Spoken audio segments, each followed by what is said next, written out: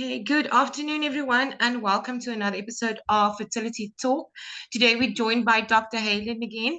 Dr. Heylen has done quite a few talks with us and very popular. So, thank you for joining us, Dr. Heylen. And he's from Cape Fertility. Dr. Heylen, please take a minute to just introduce yourself, where you're from, what it is that you do at Cape Fertility. Thanks, Leanne. You're always so kind. So I'm Dr. Heylen from Cape Fertility. I've been working here for very long already. It's now 28 years that I'm at Cape Fertility. My major interests are in IVF and in reconstructive surgery. So treating of endometriosis and fallopian tubes and fibroids and polyps. And then obviously doing IVF. Yeah. I'm doing it with a great team here of 4 other doctors here at Cape Fertility in Cape Town. Awesome. Thank you very much. Dr. Heylen. Thank you. So we also again got Rizana. Thank you, Rizana, for joining us today. Thanks, Hello. Leanne. Okay, so we're going to get into we're talking about tubal ligation. Am I saying it correctly, doctor? Yes, tubal ligation. Yes. So we're talking about tubal ligation and trying to conceive with one tube. First of all, what is tubal ligation? Tubal ligation means that a woman is sterilized. So that means she goes to the gynecologist or to the doctor, say, I don't want babies anymore. I've got 2 or 3 kids and it's not enough. And then they do a procedure where they interrupt the fallopian tube. So the fallopian tube is an organ that is a transport organ. That is an organ that sits between the ovary and the uterus. And the main function of the fallopian tube is bring the egg and the sperm together. And it's very interesting, but a normal fertilization does not happen in the uterus. It happens inside the fallopian tube. Yeah. Normal fertilization happens in the fallopian tube, and then the fertilized egg implants a few days later inside the uterus. So the function of the fallopian tube is to fertilize the egg and to bring the egg inside the uterus. So it's a pure organ for that. So if we do a tubal ligation, we interrupt that fallopian tube. So we basically disconnect the ovary from the uterus. That connection is blocked. So we put a clip on it, or we cut a piece out of the fallopian tube, or even sometimes the fallopian tube is removed. So what is a tubal ligation? A tubal ligation means that we interrupt the fallopian tube so that the egg cannot be fertilized by the sperm, and that the fertilized egg cannot migrate inside the uterus. And it's a permanent form of sterilization. So it means somebody has a tubal ligation done. After that, cannot conceive spontaneously anymore. Okay. Thank you, doctor. Okay, so I'll ask my next question. Yes. So once you've had this procedure, can you conceive? Because I think there's a bit of a misconception out there as well amongst ladies, because yes, and had one or two questions, so we just need to clarify it out there for everyone. So ligation and a tubal ligation are 2 different. So there are different ways in doing the procedure. So sometimes it's done immediately after a cesarean section. So when the baby is out during the cesarean section, at the same time it's done during the same cycle. Or it can be done immediately after birth. So you have normal birth today, tomorrow you go for a tubal ligation.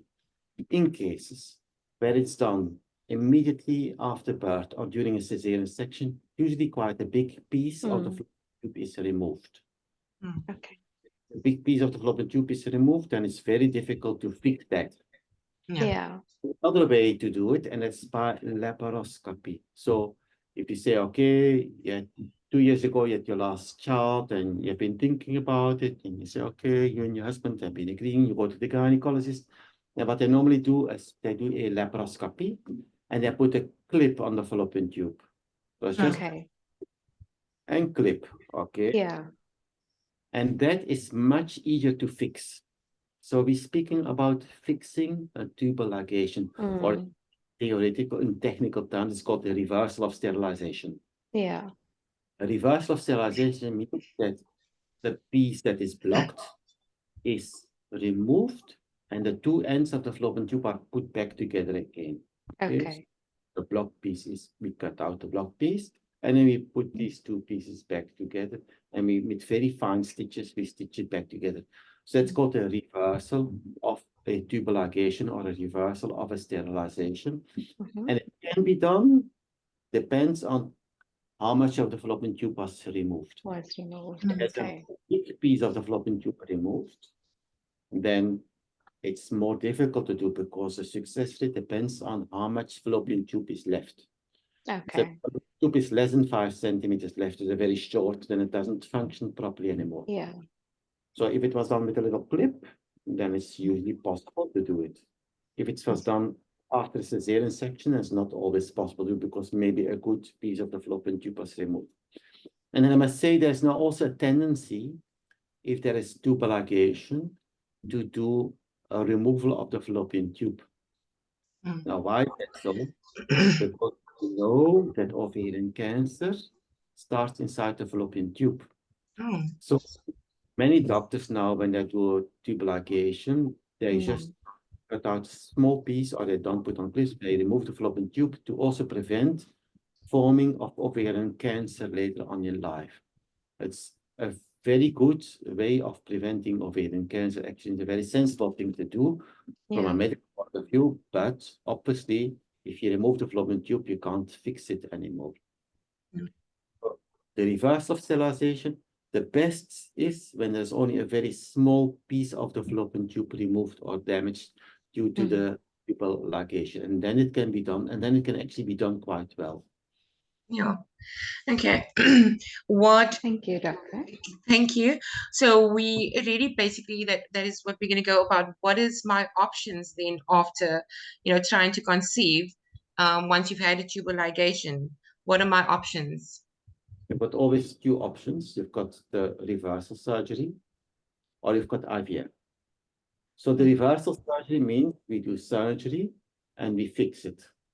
That can be done in two ways. It can be done by conventional surgery. It means you make an incision like a cesarean section and then cut the damaged piece out and stitch it back together. Or it can be done by laparoscopy. So the modern way is to do it by laparoscopy. That's by minimal invasive surgery. Mhm. With the advantage that the recovery is much quicker for the patient, but also that you can see much better because you work under magnification and you can go very close to the fallopian tube. You see much better what you're doing.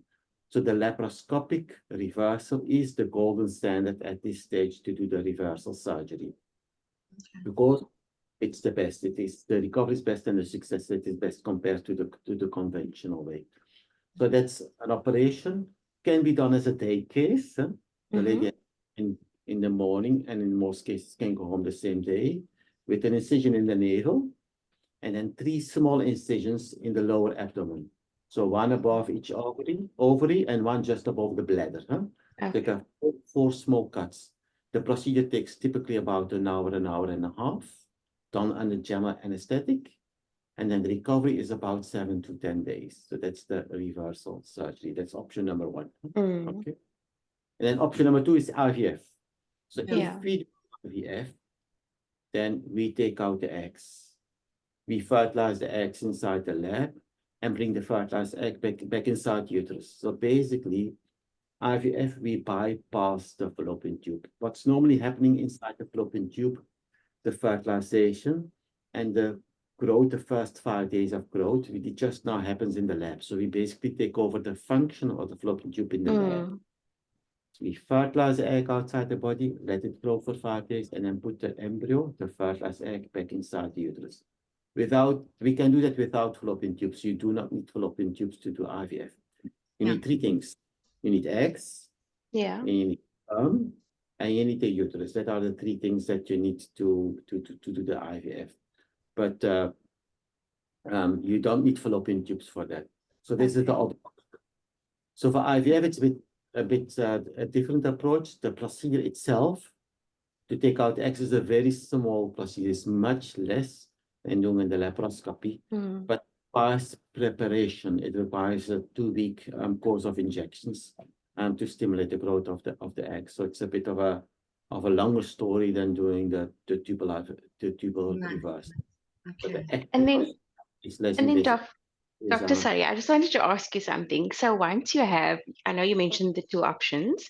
So when you do the first option, the repair, what is the success rate like? Or would you recommend patients just go directly to IVF, or what would you recommend Of the the patient?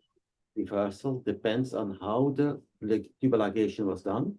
Okay, Yeah. just much rest length we have, on the age of the woman, and if there's any additional fertility factors. I'll give an example. Say it's got a husband with a low sperm count, then the success is going to be less than if you've got a husband with a good sperm count. Yeah. So, but the success rate depends from, in bad cases, 40% to, in good cases, 80%. So that is the success rate of tubal reversal surgery. Okay. So actually pretty good. But if you speak about the success rate of tubal reversal surgery, then you must understand that's a cumulative chance. Huh? So it's not the chance pregnant next month, but the chance that you will be pregnant ever. Yes. Huh? Okay. Yeah. If you do a tubal reversal surgery today, you say, okay, come back in a year from now, see if you're pregnant, yes or no. Huh? And then you've got every month, you've got a small chance of conceiving, but the cumulative chance, dependent from case to case, is between 40 and 80%. Okay. So that's rate for tubal reversal surgery. If you look at IVF got a success rate per month. Huh? So if you stick in inside the uterus, they've got a chance of success. And that also, the success rate depends on the age of the egg. Yes. So it depends on the age of the woman, basically. Yeah. And it's always very easy to understand the success rate for IVF. I'll explain it's 50% for a woman who's young. There's a slow decline until the age of 35. At the age of 35, it's nearly the same, it's about 45%. And after the age of 35, it goes down with 5% per year. That's how it goes. That's the success rate of IVF per embryo transfer. That means if you transfer an optimal quality embryo in a young woman in the uterus, the chance of success is about 50-50. But after the age of 35, it goes down, as I said, about 5% per year. Also depends on the quality. Okay. That's Thank you. fine. Is there, I've got one last question. I didn't put it on the list. But basically, I also have another one, doctor. So sorry, we're going to do this quickly. With regards to, with regards to tubal, your fallopian tubes. The reason I'm asking is I've gotten a question from a lady, basically saying, you know, she's had her tubes tied, but someone has recommended that she takes this medication, and after she takes this medication, she's going to conceive. So I tried myself to explain to her how the importance of your fallopian tubes is. But I think coming from a doctor, a fertility specialist, maybe someone would understand it more and accept them saying. So please tell us what the importance of your fallopian tubes are. So the fallopian tube is that, as I said, it's the organ where the fertilization happens. Yes. So if that organ is not there anymore, or if that organ is blocked, the fertilization is not going to happen. So it brings the egg and the sperm together. So any medication is not going to help for that. It's not going to bypass that blockage. It's impossible. So medication does not help for tubal ligation. It is impossible. There's no chance that you will conceive with that. Zero. Thank you. Yes. Thank you. Okay. Zana, your last Okay, then question? my question is, so for someone that has obviously been through this procedure and is now considering having or trying to conceive, what tests would you recommend before you make a deciding factor between the tubal ligation and just going straight to IVF? Yeah. So the most important factor to decide is to see how was the tubal ligation done. Okay. Secondly, how old is the woman? Yeah. And thirdly, are there any associated fertility factors? So if there is a sperm count problem or endometriosis or polycystic ovaries or something like that, then it makes sense to go straight to IVF. Yeah. If it's a young woman where the tubal ligation was done just with clip and there is no associated fertility factors, so young, I speak under the age of 35, reversal surgery makes the most sense to do. Okay, perfect. Thank you, doctor. Thank you very much, doctor. Thank you for your time today. I don't know if you got anything to say in closing.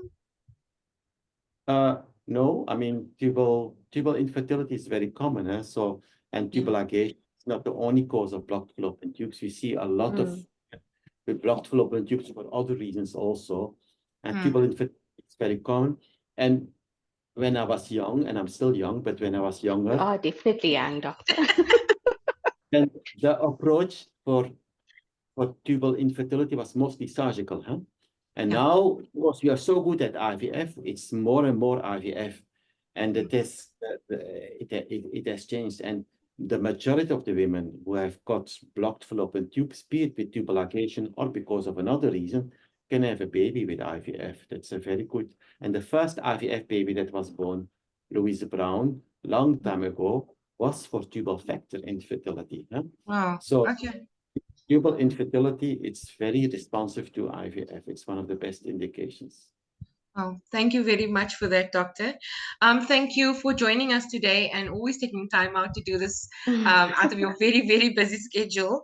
But yeah, if anyone wants to get hold of Dr. Heylen, he is at Cape Fertility. So you can go to capefertility.co.za and you can contact anyone, any of the doctors there, or speak to the secretaries to get hold of Dr. Heylen to make an appointment to see him. If there's anything else, any other way they can get hold of you, Dr. Heylen? By the email. Via email, yes. So all my patients, don't call me, email me. Yeah, email. That's correct. Yeah, please email Dr. Heylen. Thank you very much for joining us. Yeah. Thank you, doctor. And have a great day. Thanks. Yes. Have a lovely day. Bye. Bye.